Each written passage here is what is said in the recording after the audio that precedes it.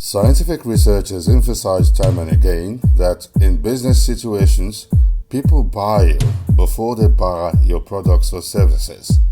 It is therefore imperative for any business person who aims to succeed in contemporary times to take conscious care of their appearance and how they come across in the minds of their prospects. Talk TV on this episode engages with an experienced expert in the field of personal image and etiquette so as to explore some of the principles that engender success with a personal appearance in business contexts. He is Africa's first associate of the International Soft Skills Standards and Testing Body ITT and principal consultant at Noor Enhancement Limited. Welcome, Mr. Boye Falonipe. Now, I got this statement from one of your presentations that I listened to online, where you said, people buy you before they buy your product. And that got me. Yes.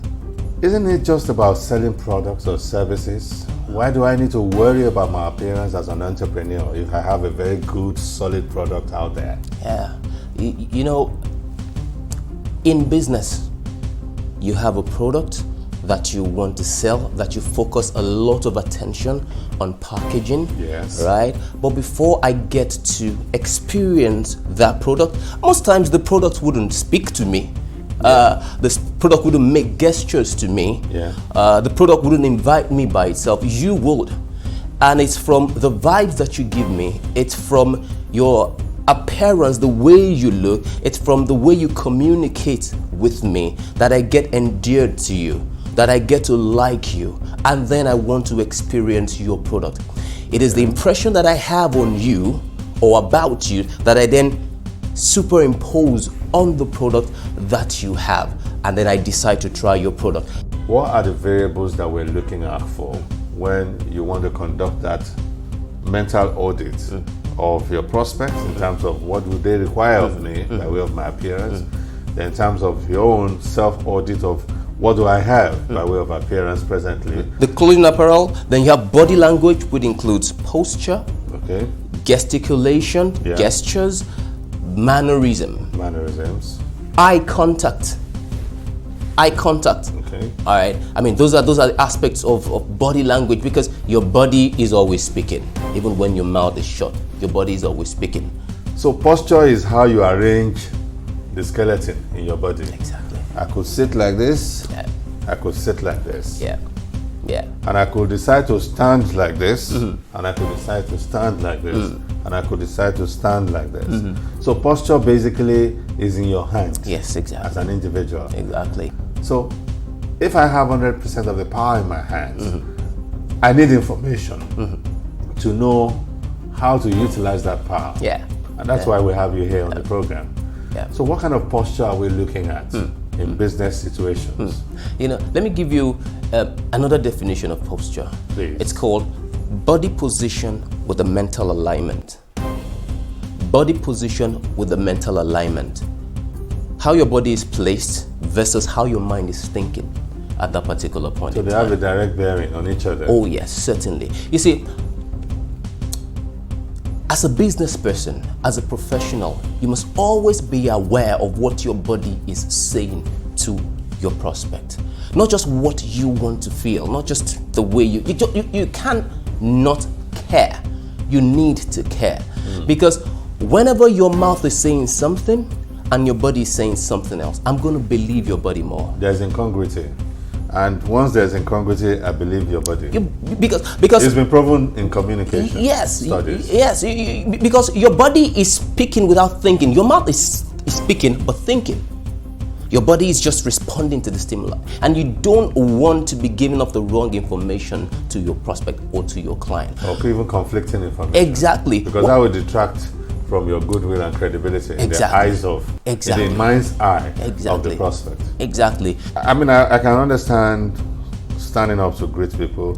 I can understand even if you are seated to sit erect. Yes. I can understand also, open arms. Yes. Even if you're not giving a hug. I mean, Yeah. you can't go around I'm not the hugging customer. every stranger. So how can I have a winning shoulder? What kind of ways should I arrange my posture in relation to the shoulder? You see, I want you to look at us sitting here. Yeah. Number one, something can help your shoulder even if it's dropping. What you wear helps your shoulder. There's a reason we have our jacket on. There's a reason the jacket is structured in this way. It has a shoulder pad and it has an almost horizontal feel. So it broadens your shoulder. It makes you have a larger personal bubble, and that's what you should be looking at. All right. If you drop your shoulders very low, you're shrinking your personal bubble. Okay. And it's just like when you have peacocks. All right. When they want to show their power and territoriality, then they spread out. Yeah. So yours should be able to spread out as well. But I don't mean raise it up in a manner that you can't sustain. Or even projects arrogance. Yes, arrogance or very, very plastic. Well, if you do this for 5 seconds, you have to drop it. So it's not consistent anyway. All right. And consistency is key. Consistency is key.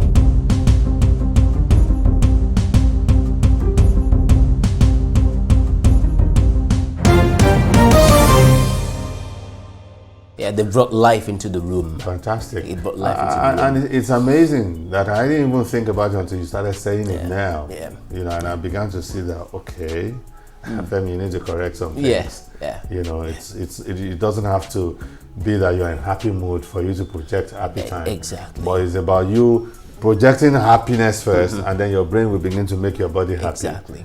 And before you know it, the chemicals, the happy chemicals, because we have happy chemicals and sad chemicals in our hormonal structure. Certainly. So the happy chemicals will be triggered and they'll be released into your bloodstream, and that's how you get happy. Exactly. You're right. It's not just about you, it's about the other person. When you continue to think like that, when you continue to think, I care about this person, when I know you care about me, I'm going to buy your product. It's as simple as that. When I know you care about me, from the way your body is speaking to me, from the way your body looks, I'm going to buy. From the gestures on your face, I'm going to buy your product. Or at least I will try your product. What you want from me? Do you know that some salespeople are so bad, they're even offering things for free and people don't want it? You don't want it.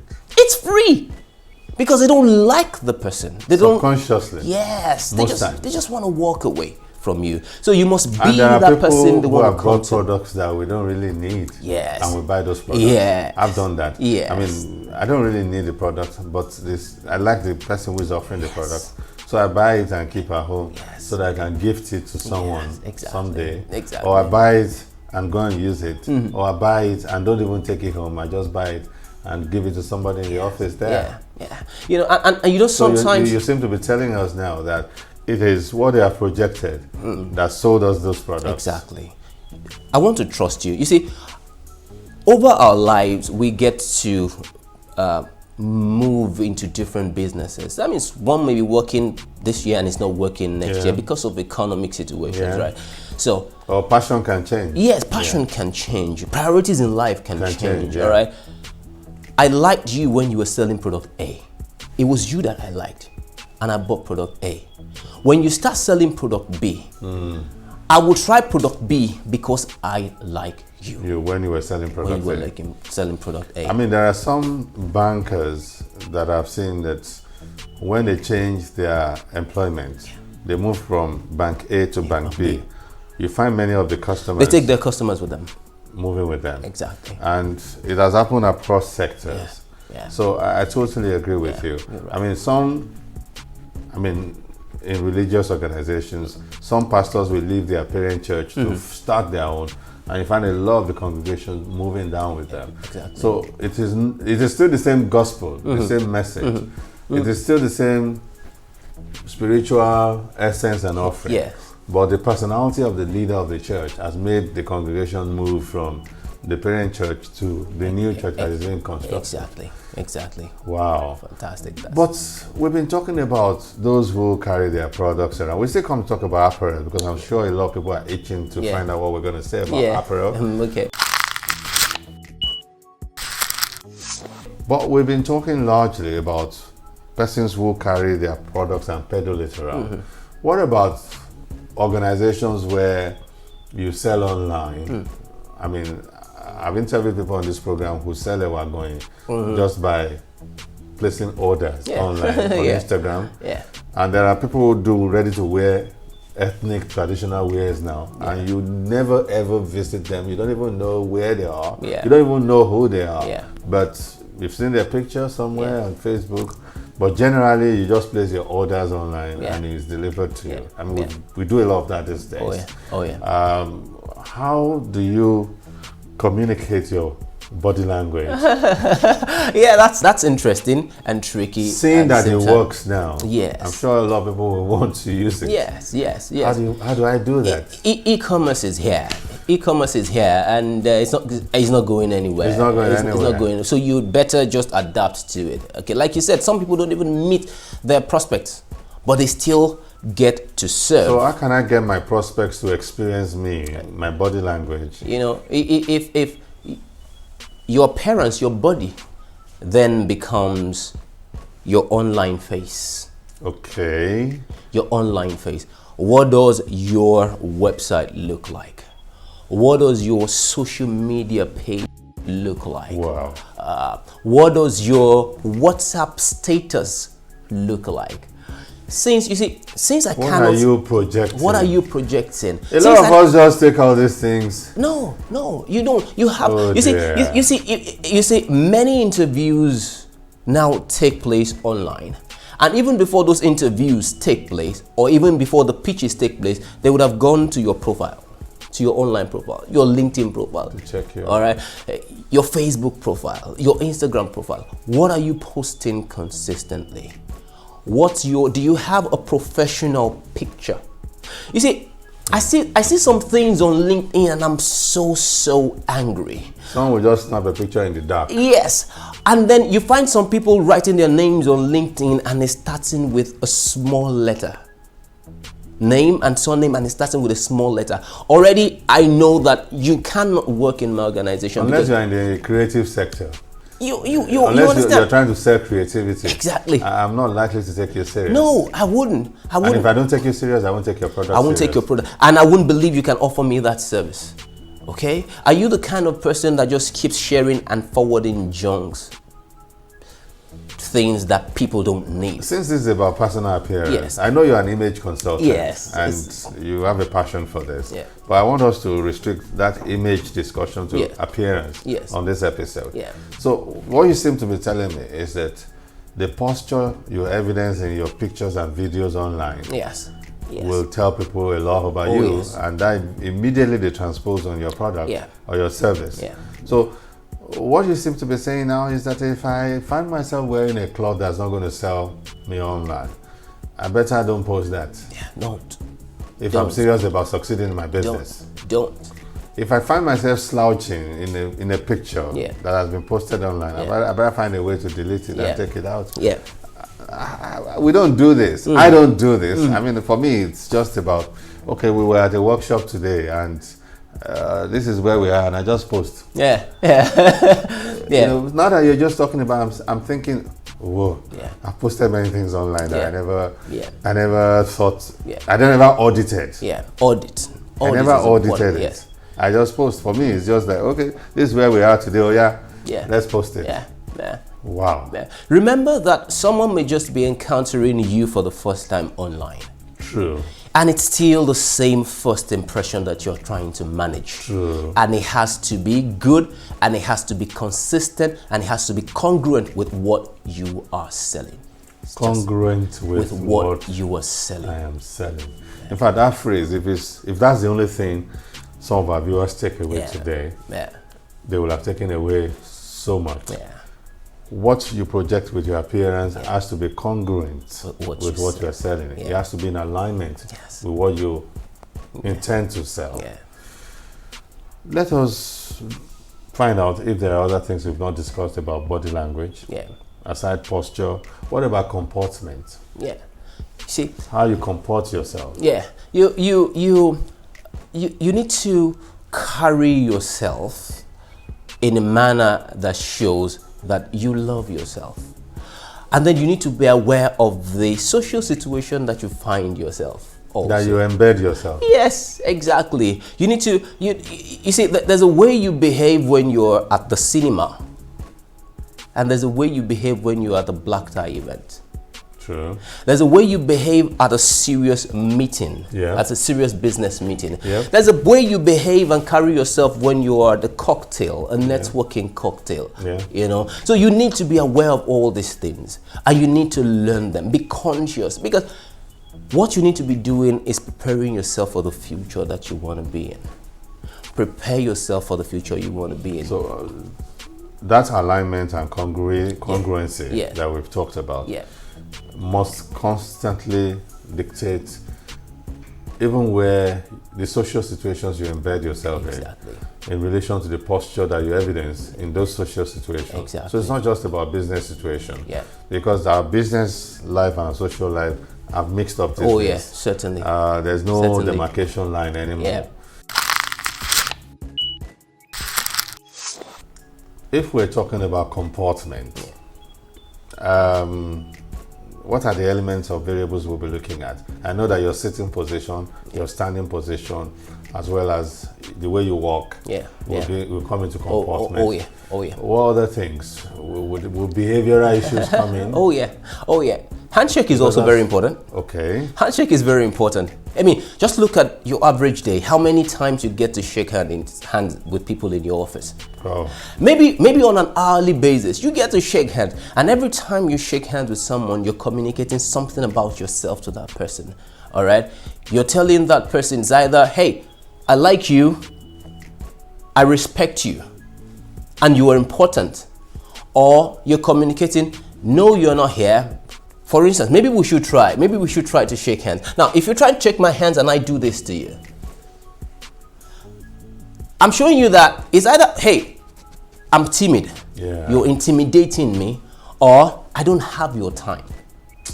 Like just go. And some people feel it's just communicating class. No, no, it's not. When you want to shake hands, make sure it is firm. Make sure it's web to web, firm, with a firm grip, firm but not crushing grip. Okay. And then you pump the hand. While you're pumping the hand, you maintain eye contact. Okay. And then there's a smile. You know, within 5 seconds, you're saying a whole lot of things. I like you. I'm here. You're here. I matter and you matter. Wow. All right. But while you're shaking hands, don't hold the hands forever.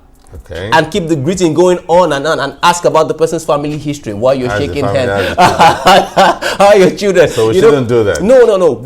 3 to 4 pumps while you say, hello, it's nice to meet you, with a smile. And then you drop the hands. Release. All right. And then the defenses are down. You can continue to communicate. Okay. All right, and don't do... No. Except you are selling to Yeah, showbiz or entertainment. exactly. Or maybe it's don't tap. Yeah, you don't tap. You don't tap in a corporate Because setting. I noticed that you didn't do all of that. No. Hello. How are you doing, sir? And then you release the hand, and then you continue Hello. speaking. And then, how are you doing, sir? And you see, having the second hand on the hand does not mean anything, really. It's just. But we do that in this culture. It's patronizing. All right. Now you can leave your president. You can leave your president or commander in chief to shake his soldiers and do something like this. Okay. But you don't reach that far. This is just enough. Okay. Okay. What if you want to show respect?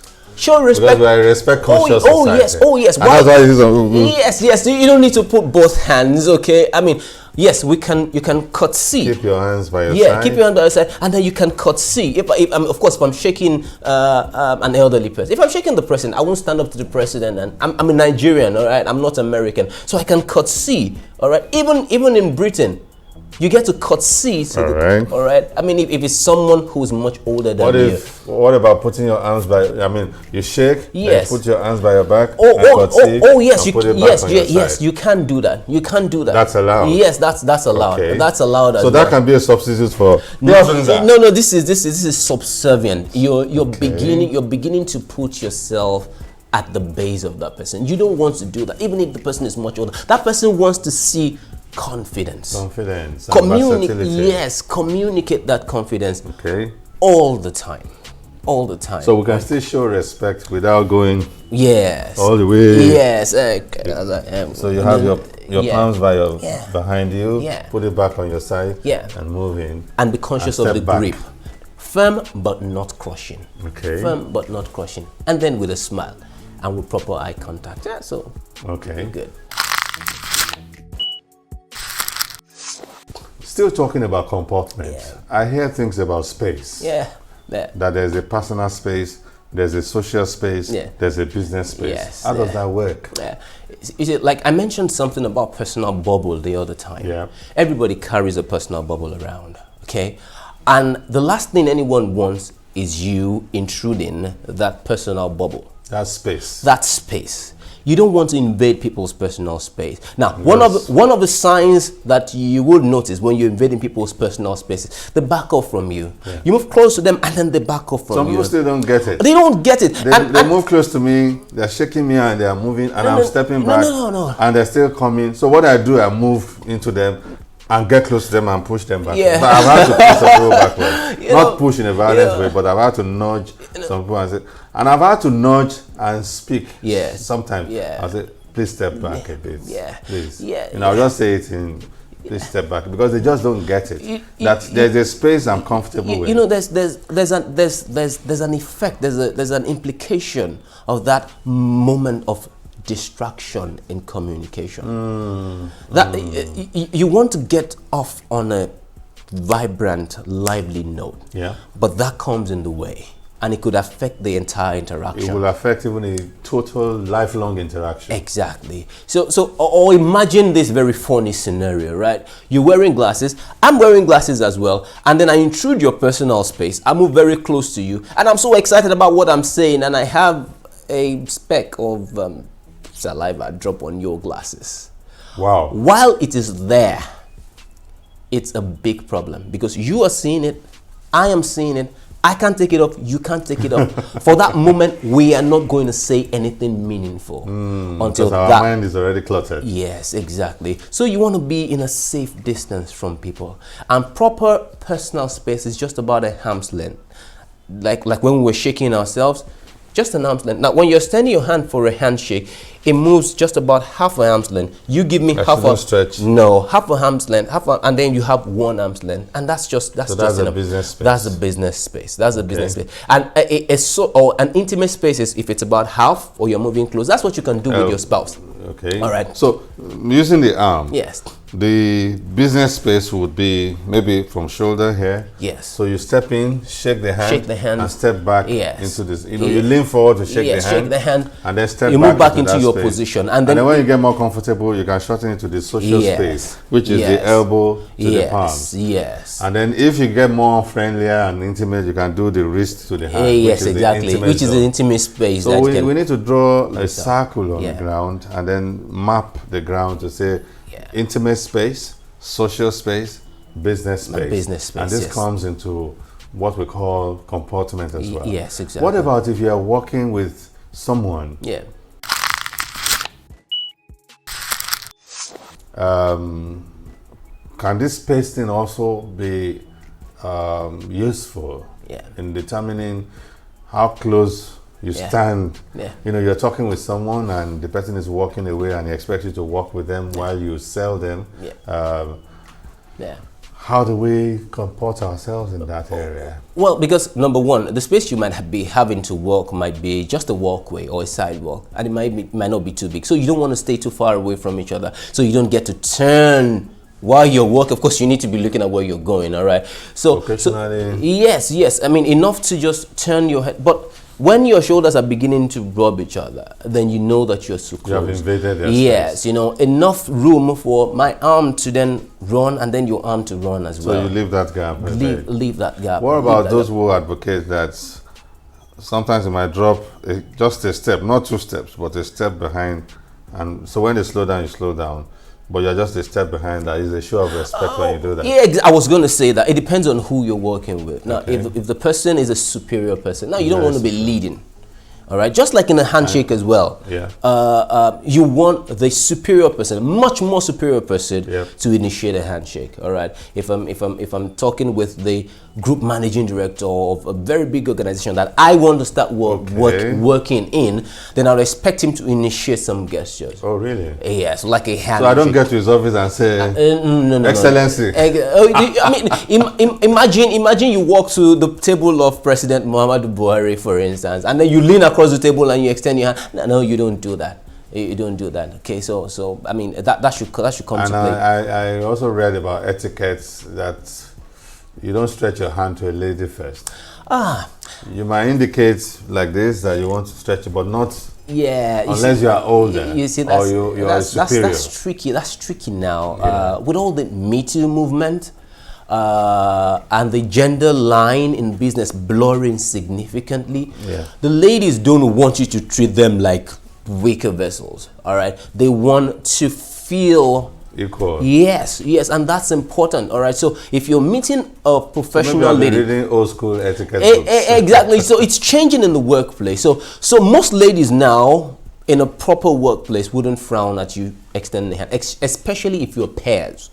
They wouldn't frown at it. Okay, and if you extend your hand and she's not bringing it out, then just drop it back very quickly. Yeah. Hello. Nice to meet you, kind of thing. Yeah. So yeah, that comes to play as well. Coming up, you said the shape of the collar should be in alignment with the shape of your face. Oh yeah. So if you have an oblong face, you recommended that such a person needs to wear a round collar. Am I correct now?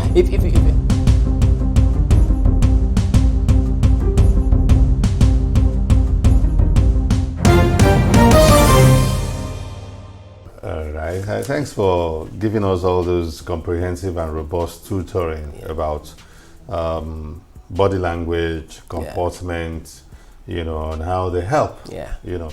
Let's look at the clothing apparel, which is, I took that last because the most important thing should be taken last, because that's what drives your message home the best.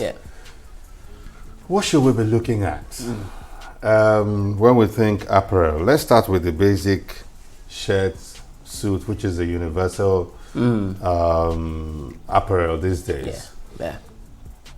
What should we be looking at? Three things. I call them the 3 F's of personal style. Okay. The 3 F's of personal style. 1 is fit. 2 is fabric. 3 is function. Fit, fabric, function. Fit, fabric, function. Okay. What you're wearing, it doesn't matter how expensive it is. If it doesn't fit you, it will look shabby. Deep. It's either you look like you've been thrown in a sack if it's oversized, even if it's an Armani suit, or you look like something you've outgrown or someone just handed it down to you. So it needs to fit you. Now, I could have a roadside tailor make a suit for me and it fits me real good. I could draw more attention. I could look better than you who's going to buy your suit in a very expensive store. $25,000 Armani suit. And it doesn't fit. You want to wear slim fit by all means. Yeah. But you've got this large belly, large chest, large neck. Exactly. And you just must wear slim fit. Just because it's very a fitted suit. That aspect of fit means you also need to know your size. Know your body shape. Know your body shape and your body size.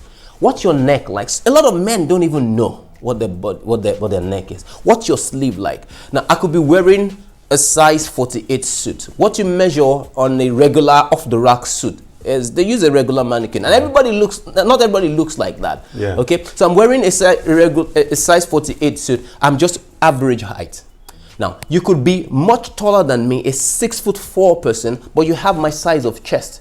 If you wear my suit, it's going to ride up your sleeve and ride up your butt as well. So you need to know the proportion of your body. Or you have a broad shoulder and slim waist. Yes. And you go and buy a regular fit shirt. Yes.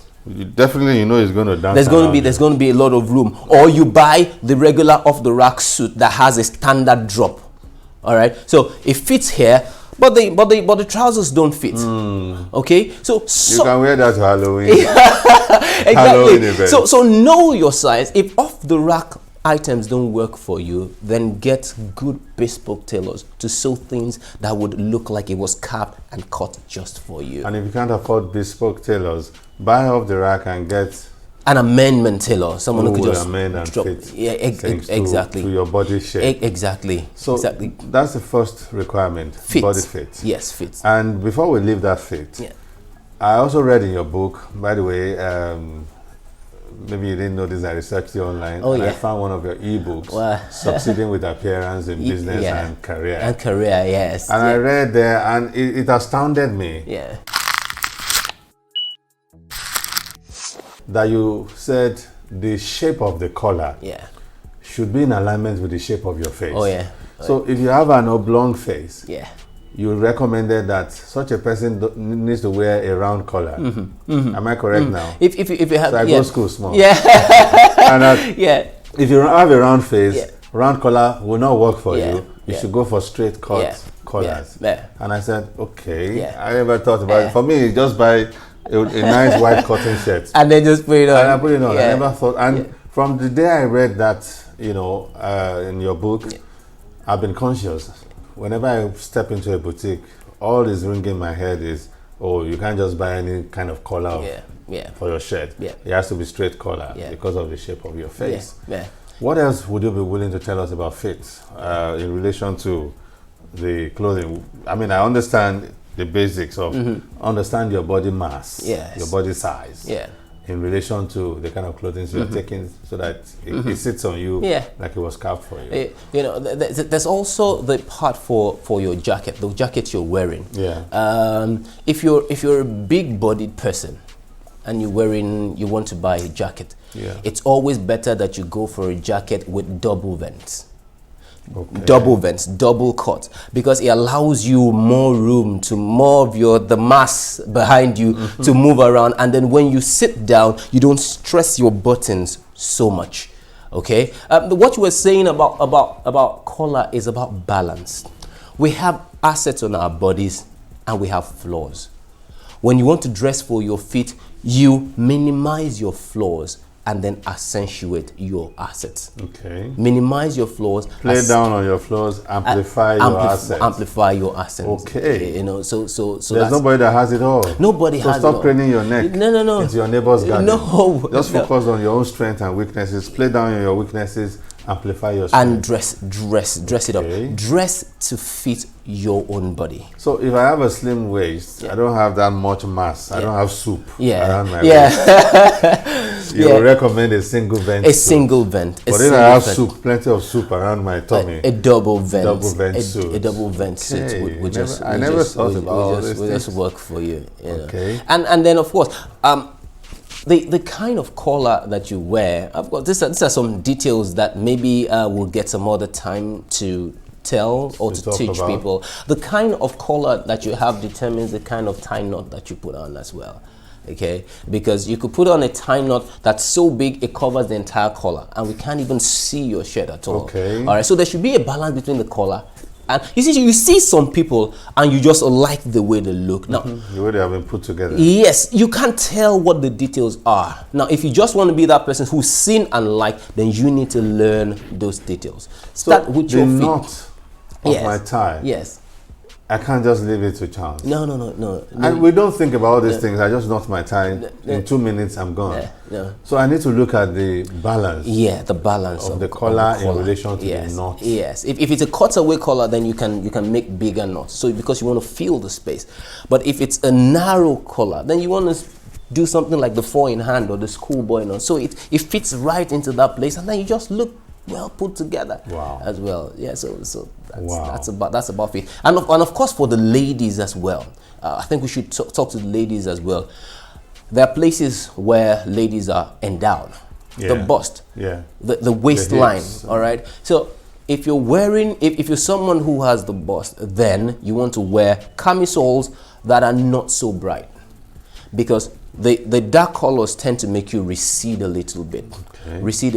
So that way you're making it balanced. All right. And then if you're wide, then you want to wear dresses that have horizontal details, because it makes you look taller. And then if you're very tall, then you want to wear things that are broken at the middle, bright on the top, dark on the bottom. So there's a little bit of break in that whole length that you have. So that's about body size and proportion, and how you can use patterns and colors to to control that? Well, I think, well, we may not be able to treat them in details here today, but certainly we can grasp one or two things and go and research more online. Buy etiquette books, styling books, or read, stuff online to grow our knowledge base. What's important is that you've been able to flash the torchlight in that direction for us today. Body map, among other things, and the details. I also read in your book, for you to know that I'm a good student. Fantastic, thank you. That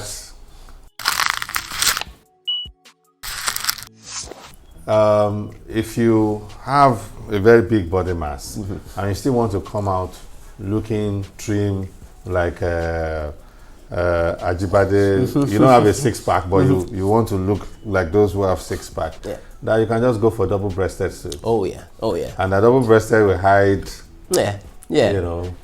your soup. Exactly. Because somehow it just folds over. It folds over, and then it has some more room on the side, so it folds over. So on the outside it looks very smart. And then it has taken care of everything. Although generally it's advised for people with the soup, like you call it, to wear just the single-breasted suit. All right. Double-breasted are better for people with much slimmer frame. Now, still talking about apparel. Yes. In relation to appearance. These days, you find a lot of Africans jettisoning the suits, the tie, the camisole. In fact, a lot of our ladies don't wear the traditional skirt suits or even pantsuit anymore. They now have all manners of tops that looks like suit, but jackets. Let me just say jackets, and it's working well. I must say. What are the rules that you will be specifying or recommending? It depends on, number one, what dress code are you maintaining for that day or for that occasion. I mentioned fit, fabric, function. We're still talking about fit. All right. Okay. So what dress code? Are you dressing business formal? Or are you dressing business casual? All right. Now, if you're dressing business formal, you see, there are certain things we don't want to see. The excess curves might not be proper for a formal business environment. So you want to tone it down as much as possible. How high does your skirt rise, for instance, is also very important, because our ladies need to be careful not to be seen as sex objects. You should be appreciated for what you bring to the table and not what you carry on your body. And that is always very important. So, isn't it said that sex sells? Oh yes, it sells. You see, the lady is already endowed, and the man has been programmed to respond. Now, you don't make him respond too much. In that sense. If the light is too bright, people tend to want to. Yes, exactly. But if it's bright and you won't even know you are being taken away. Exactly. Our ladies bring a lot of flair and beauty into the workplace. Even by dressing professionally, they still bring it on without being overtly outlandish. Yes, exactly. So those are the rules where fit is concerned. What about fabric? Fabric has to do with how is it sewn, what you're wearing, how is it sewn, and what material is it made of. You see, I could wear a suit today and it's shining all over the place. I'm sure your lights would even take them. All right. So for a professional outfit, there's a guy I call Father Christmas. Because his suits are always no. I said, you're not going for a showbiz night. Opera. If you're a professional, then you want to maintain a matte textured suit. Matte textured suit. All right. It's not shining. It's not iridescent. It's just simple, and it's then somber, and it's properly sewn. What if you are into creative, like interior decor, software design, furnitures, fashion and style, and you still want to dress in suit? Coming up. What accessories do for you is they can amplify your wardrobe. You have a black suit, all right? You have a white shirt. With that black suit and white shirt with 3 ties, you can dress for the entire week. If you know how to combine those things.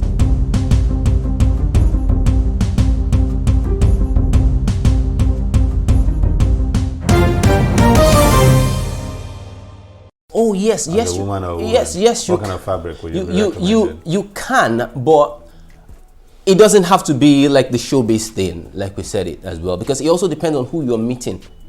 Who you're meeting determines what you wear as well. Yeah. So if you're a strict professional, then you might be wearing a black suit and a black trouser, a complete suit, right? Yeah. But if you want to play around with it a little bit, just like I've done now, Yeah. all right, vary the trousers, wear a blazer or a sports jacket. All right, wear a shirt. Now you might just then wear the shirt with a higher kind of collar. Okay. All right, with bigger patterns. But when you're wearing the bigger patterns, you're not putting the ties with the patterns on it, because everything begins to conflict. Okay. But you're still looking put together. The suit still gives you that space, that large bubble that you need, but you're still looking exciting at the same time. Okay. For that industry that you're playing So in. the fabric, and last you said is the function. The function. How do you mean? The function. Have you ever been to an event where there's a dress code specified, you didn't get to know about it, and then you're wearing something else, something different? It's a business dress.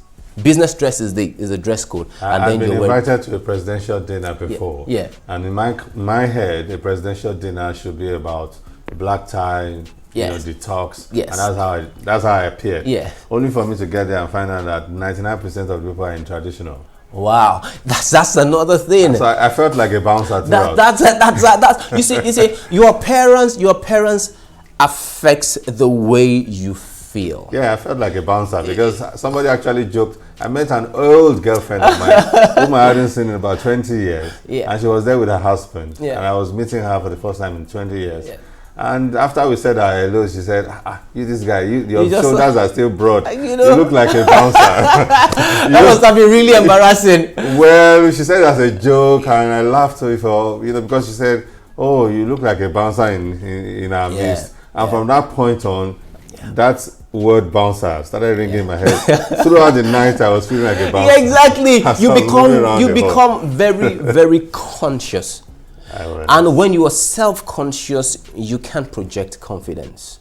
It's better you're confident than self-conscious. So what's the occasion and how are you going to dress for it? So you must know the occasion. Now the occasion then has to do also with the business dress code that applies in your industry and for different days of the week. If your organization says, for instance, Monday is formal, Monday and Tuesday is formal, then you don't want to wear a t-shirt and just the jacket. You want to wear the shirt, the tie, and then the jacket, so that you feel. Human beings are gregarious in nature. We want to feel among with the other people. You don't want to be the sore thumb. Now, even if it's a Friday and it's traditional, you're asked to wear. If you put on suits to that office, you are going to feel like the odd one out, and it's going to affect your productivity for that day. It will affect your mood. Yeah, exactly. What about accessories like shoes, wristwatch, brooch, pocket square? Interesting. Socks. Interesting. In relation to these three that you have talked about, particularly the last one, function. I like the aspect of accessories, because what accessories do for you is they can amplify your wardrobe. I can wear, especially for someone who's just getting into the corporate industry, for instance, and you're just you're starting to build your wardrobe. You have a black suit, all right? You have a white shirt. With that black suit and white shirt with 3 ties, you can dress for the entire week.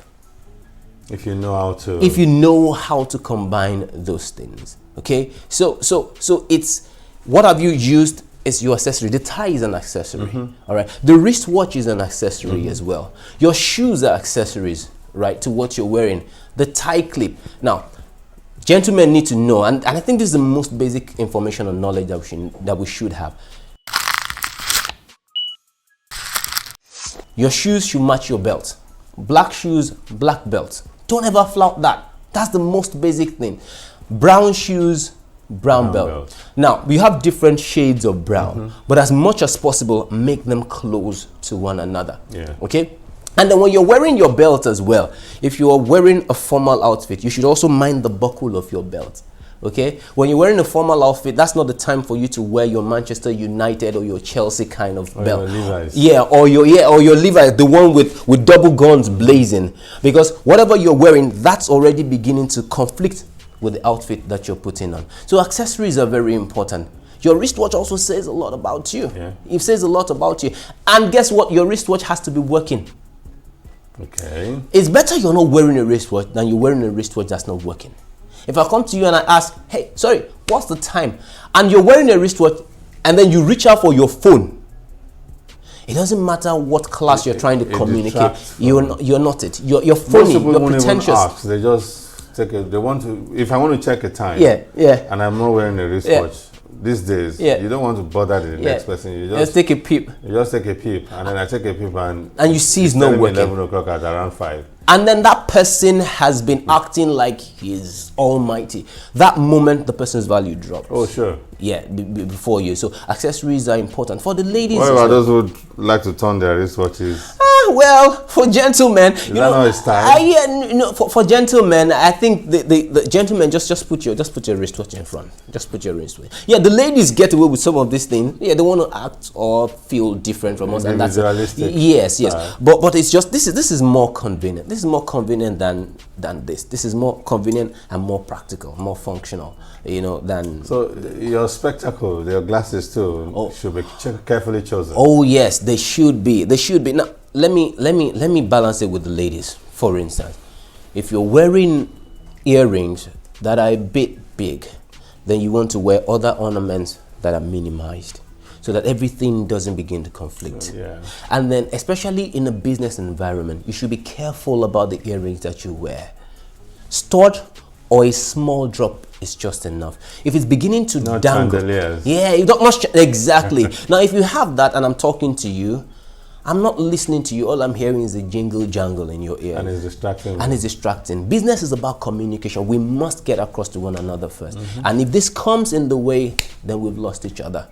Remember, we might not have more than 30 seconds, 20 seconds. These days, they even say 3 seconds. Exactly. These days. So we need to mind what these things are, and we need to be also be able to take care of the items or the apparels that we wear. Okay, it's not just about wearing them nice and it fits, but they must also be clean. Clean. They must also be clean. If you need to start a bit. Yes, start a bit. Must be clean. Yeah, if you're wearing good shoes and they are not polished, what's the essence of wearing the shoes, right? If you're wearing good shoes and they're worn down heels, like the Bobby Brown kind of haircut that we just then what's the point? If I walk around you, if we've been talking and you looked a little bit convincing, and somehow I get behind you, you're networking with someone else, and I see your shoes and I see them like, those shoes have communicated more than the 5 minutes that you've spoken with me. Absolutely. All right. So you need to pay attention to all of these things. You also need to pay attention to your grooming, general grooming. Your face, body odor, mouth odor, everything comes to play. Your beard's mustache. Yes, your beard's mustache. Eyebrow. Yeah, everything. Even the air in your nostrils as well. You don't want to say that. Yeah. Because I've talked with some people, and the air in their nostril is just dancing. Yes, dancing around. It's dancing shocking. Yeah, exactly. And I'm wondering. And it's responding to their breath.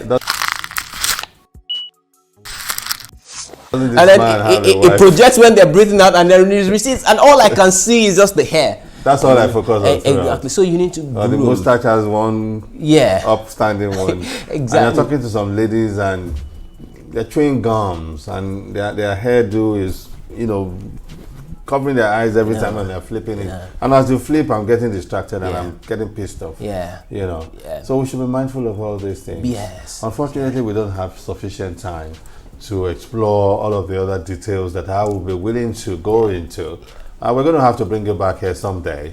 I'll be glad. Someday to explore these further. But before we go, in closing, what will you say as your last word on the program to entrepreneurs out there in relation to their appearance and how they can use it to win in their business endeavors? There's a statement we made at the beginning of our conversation. Yeah. And I want to put it in another form. The real product is you. Okay. The real product is you. People will buy into you first before they buy into your product. So you need to be conscious. Know yourself, value yourself, project that value, and also know your prospect. Know how to communicate to your prospect. Know what they like, and then dress and package yourself in a manner that would be appealing to your prospect. When they like you, likability, trustworthiness is important in business. When they like you and they can trust you, they will deal with you and they will continue dealing with you. Customer retention is very important in business because it saves you a lot of money on new advertising. So if you have someone coming to you over and over again, you can continue to then sell different products to that same person and continue to get money from that person. So know that person, know yourself, value yourself, because if you don't value yourself, I won't value you. Then learn about your prospect and then project. Now, it's not too late if you haven't started doing that. It's not too late if you haven't started doing that. It's never too late. So you can start from now. Go into your wardrobe. Take an audit of your wardrobe. What are the things that are undermining the communication or the message I want to pass across to people? What are the things that are undermining? Take them out. What are the things I need to add? Put them in. What are the things I need to adjust or amend? Go ahead and amend them. Some of you might just need a simple change of sole of your shoes. Go ahead and do that. You might just need to mend your suit a little bit. Go ahead and do that. But you need to start doing something today. And for the other things we've talked about gestures, body language, we've said a lot. Now you can go, I'm sure this will be online someday. Go online and get to watch these things. Teach yourself. Be conscious. Be conscious all the time. So, body, carry your body. Carry your body in the literal terms. Carry your body. Body. Send the message across, and people will buy your products. I think you couldn't have said it better. And I'm going to start changing a lot of things. Beginning with my posture, the way I carry my body. I'm going to be more conscious of it going forward. Sitting down, standing up, walking around, jumping, running. I'm going to be more conscious. I'm going to train my body. My body posture from today. Mr. Boye Falonipe, I want to thank you very much. It's been a pleasure being for coming to share these gems with us, this treasure with us on the program today. I'm happy to be here. Thank you so very much. You're welcome, sir. We appreciate your coming. And on that note, we call it wraps on the program. Thanks so very much for being there with us. Until next time, bye-bye.